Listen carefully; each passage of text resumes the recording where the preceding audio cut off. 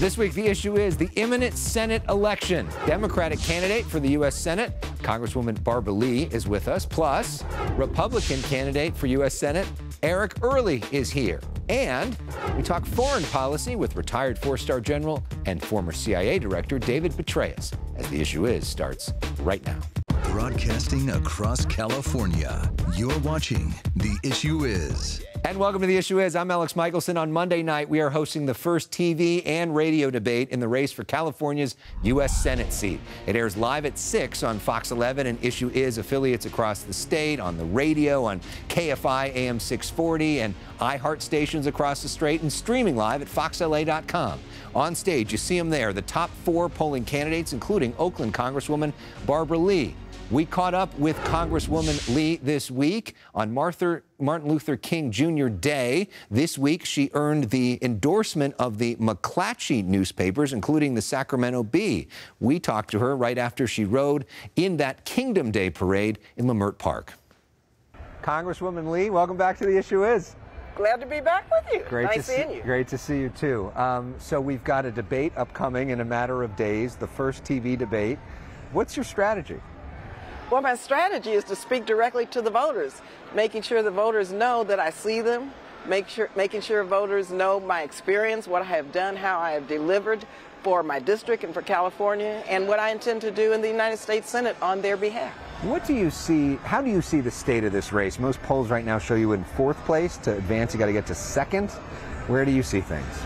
Well, let me tell you, people are just tuning in now to this election. There's still a lot of undecideds, first of all. What this is about is targeting our voters, making sure they get to know me, making sure that they get to the polls. That's the best, to the polls on voting day on March 5th. That's the best. Yeah, the only poll that matters is election day, right? And mail-in ballots will be coming out pretty soon. Right. One of the things that have drawn a lot of young voters to you is your position when it comes to a ceasefire in the Middle East. You first called for that on October 8th. What is your position? Can you clarify what exactly you'd like to see happen in the Middle East? Well, early on, I condemned the Hamas attack, and I talked about Israel deserves security, and we must address terrorism in the region, especially as it relates to Israel, and that the Israelis deserve to live with peace and security. And that has nothing to do with my also calling for a ceasefire, because in prosecuting this war, there is no way that now almost 24,000 civilians should have been killed, and humanitarian crisis is catastrophic.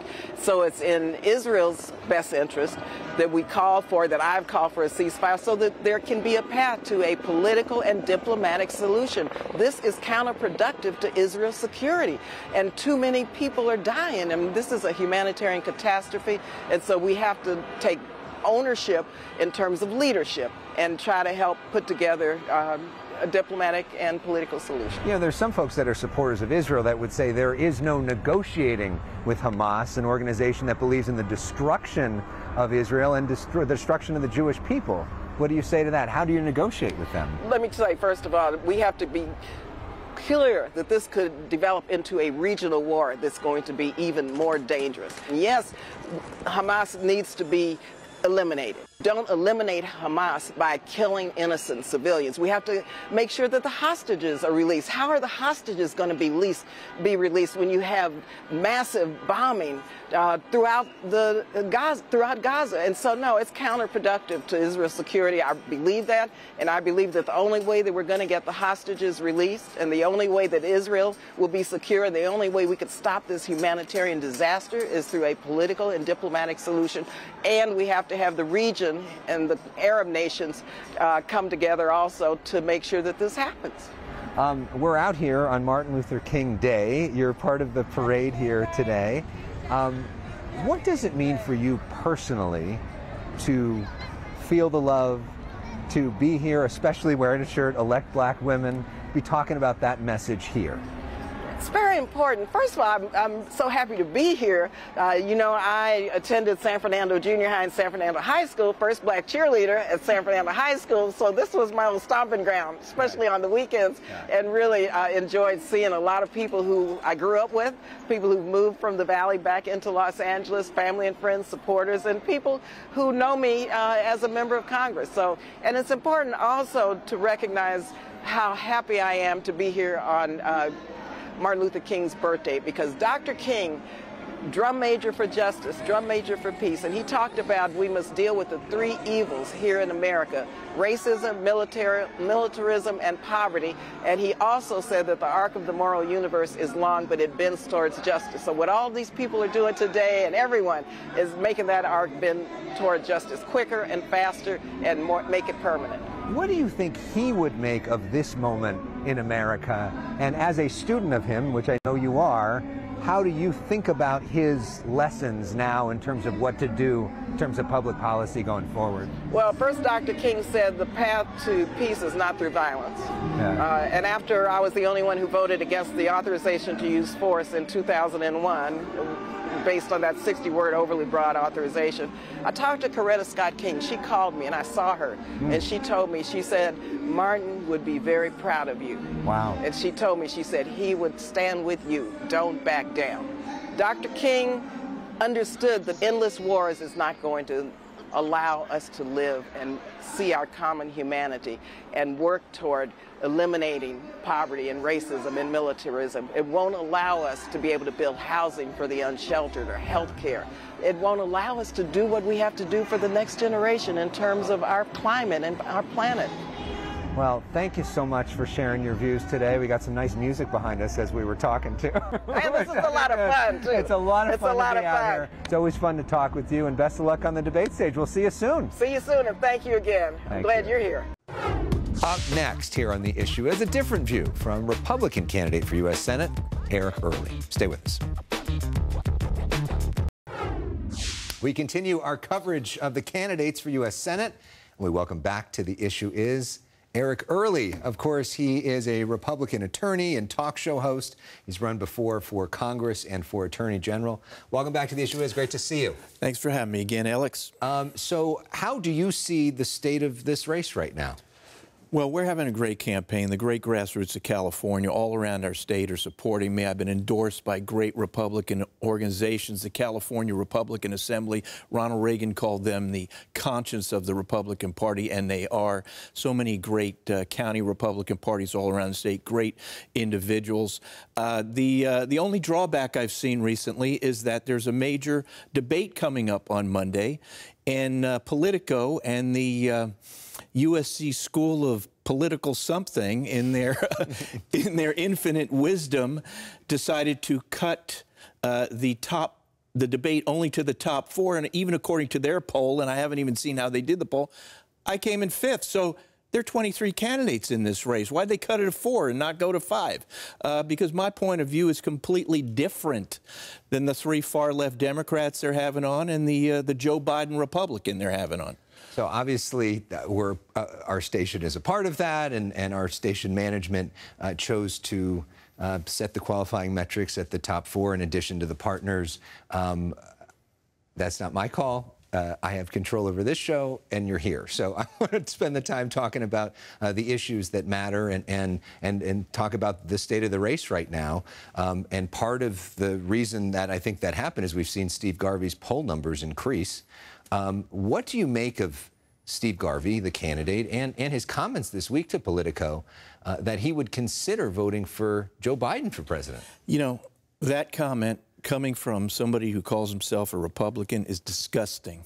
All right? I'm known as the Trump supporter in this race. There's never been any surprise about it. I ran against Schiff before a couple years ago when he was leading the Russia hoax and the bogus impeachments. And for the person who thinks he's the lead Republican candidate, I mean, yes, he's got name recognition among certain people. I mean, he hasn't picked up a baseball bat in 40 years, at least on a baseball field.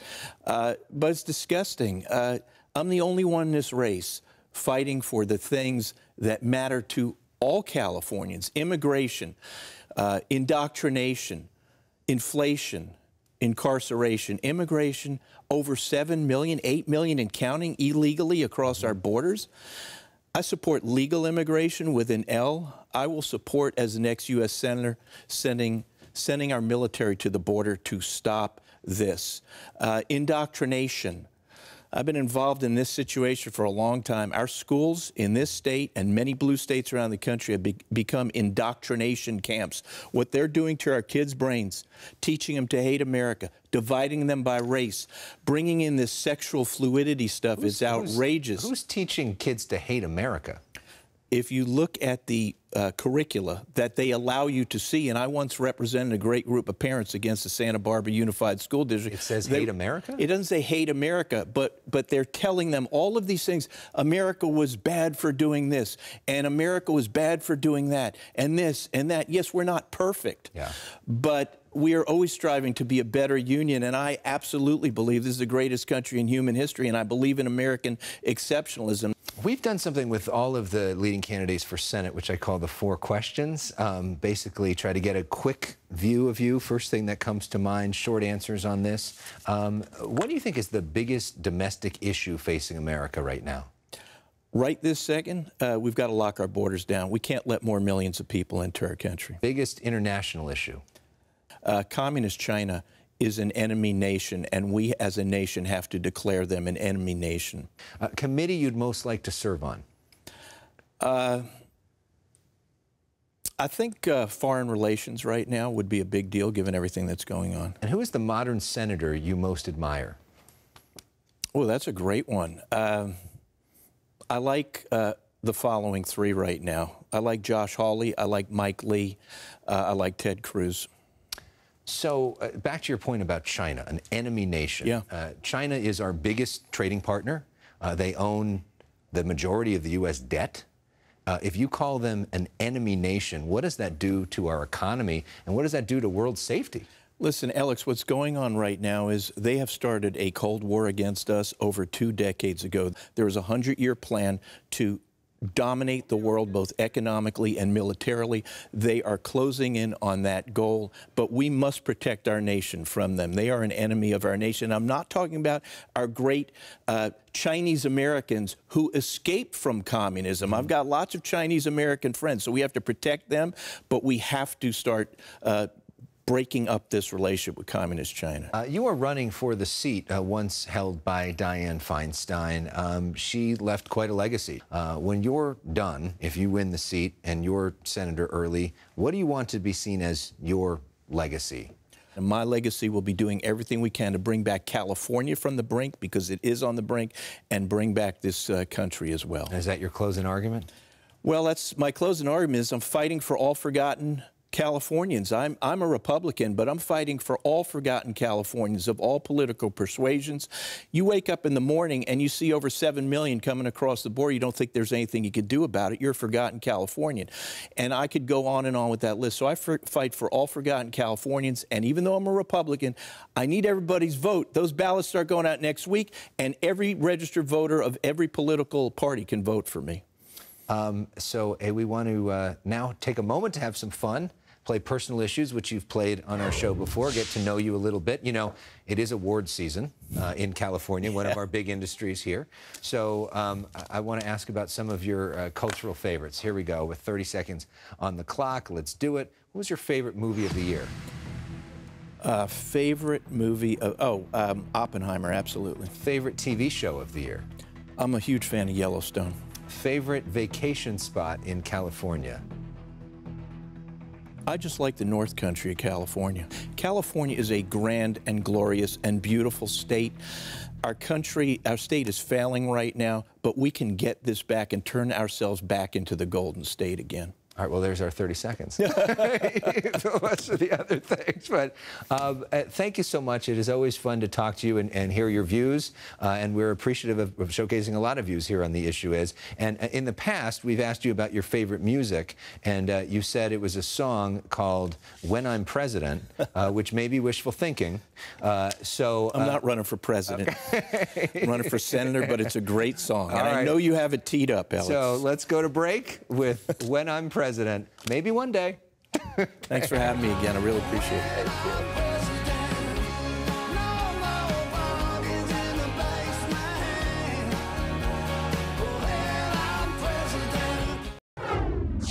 General David Petraeus served in uniform for almost 40 years. As a four-star general, he led both the wars in Iraq and Afghanistan and then directed the CIA.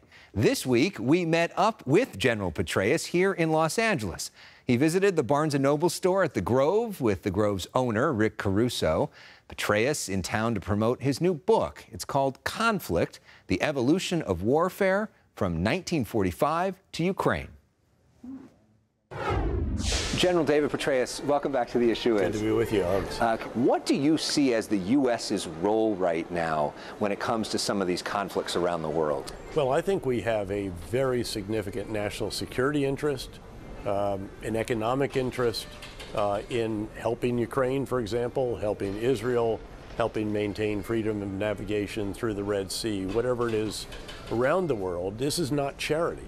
It's in our interest to do this, and in the interest of our allies and partners who help us with many of these. In fact, if I could, I think that we face the greatest number of challenges and the most complex array of challenges since the end of the Cold War at least, and maybe since the end of World War II. In fact, if you think of the U.S. as the guy in the circus who has to keep a lot of plates spinning, has help from allies and partners with a number of them. The China plate's bigger than all the others and more important. The Russia plate is very substantial. There's still North Korea, there's Iran, there are cyber threats of various types. There are domestic populism issues that create challenges. And I think we have to take the lead in the world. And we do it, again, not for charitable reasons, but because it's in our national interest to do so. I know right after the Hamas attack on Israel, you said that it was possible to eliminate Hamas. Do you still think that it's possible to eliminate from Hamas? Well, what I said is to destroy Hamas, which actually in military terms means to render Hamas incapable of accomplishing their mission without reconstitution. I think it's possible, and that's how I put it then as well, but very, very hard, and it remains to be seen, frankly. But I do believe that Israel should destroy Hamas, and I believe we should help them by providing. They're not asking us to fight, they're asking for assistance.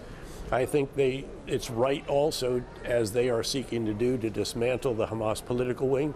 Hamas cannot be allowed to run Gaza again, and then obviously to get their hostages back. But there's some very tough additional decisions that need to be made, big ideas that need to be agreed, such as who will administer Gaza after this. And I fear that it's going to have to be Israel. There's no hands going up in the region to do this. There's no competent, capable, trustworthy Palestinian entity waiting in the wings in the West Bank to come over on the backs of Israeli tanks, and they wouldn't want to do that anyway, perhaps. So that's a tough decision. And then how do you keep Hamas from reconstituting? And we looked, my co-author Andrew Roberts and I, at the situation since 1945, which is the subject of the book. Sure. We see no situation as fiendishly difficult as what Israel faces in an enemy who doesn't wear a uniform, who uses civilians as human shields, who has hundreds of miles of very well-developed infrastructure underground, holds hostages, knows the ground, and is a very formidable extremist group. Let's talk more about the book. You Sure. look at warfare, and you look at some of the same mistakes that are repeated over and over again. You say including by Vladimir Putin in Ukraine. What are some of those key mistakes that are made?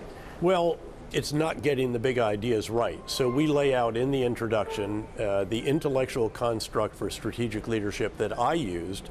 It applies in a civilian setting too. There are 4 tasks. You have to get the big ideas right. You have to really understand the context. Again, your forces, the enemy forces, the physical terrain, the human terrain, the neighborhood, how the country is supposed to operate, how it really operates, all the elements of society and dynamics, and craft the right strategy. Vladimir Putin totally underestimated the capabilities of the Ukrainians and their determination to protect Kyiv, and the leadership qualities, frankly, of President Zelensky, who has been a very effective strategic leader. Whereas President Zelensky, very courageous, his first big idea is, I don't want to ride, I want ammunition. Sure. We're staying in Kyiv, my family's going to stay here, we're going to fight for it. We're going to mobilize the entire country in our war of independence, our fight for survival, and all males are going to stay in Ukraine. But the challenge is that although Ukraine has performed heroically and impressively, and we've provided a substantial amount of assistance, the outcome hangs in the balance. And so this is a very challenging situation. I strongly believe that it's in the U.S. national interest, again, not charity, and obviously in the interest of NATO countries and European countries, really the Western world, to provide the assistance to Ukraine to liberate as much of their territory as they possibly can, and to do this as expeditiously as is possible, especially when it comes to the decisions that are being developed in Washington, where this is taking, in my view, too long. Well, I could talk to you all day, but we're short on time. You can get a lot more in the book, and your proceeds go to veterans charities as well. Yet another reason to support the book. General David Petraeus, thank you so much for being on, and thank you for your service to our country. Well, that was a privilege, and so was being with you again, Eris. Thank you. Thank you very much. You can get extended interviews with all of our guests, including General Petraeus, in podcast form. Stream anywhere, anytime, for free by searching for The Issue Is. We'll be right back. George Gascon has abandoned all of the victims here in Los Angeles, heralding in the golden age of criminals. The facts don't support what these folks are saying here. This week, I moderated a debate for LA Magazine with LA County DA George Gascon and 9 of his top challengers. You can stream that at lamag.com. Next week, I'll co-moderate the debate for U.S. Senate. We've been talking about it all show. You can watch or stream the debate Monday from 6 to 7:30 p.m. And then next week here on The Issue Is, Congressman Adam Schiff, the Democratic frontrunner, will be here in our studio to talk about the debate and the state of the race. That is all for now. We end with music from the Kingdom Day parade we visited in Leimert Park and my personal favorites, the USC Trojan Marching Band. Fight on.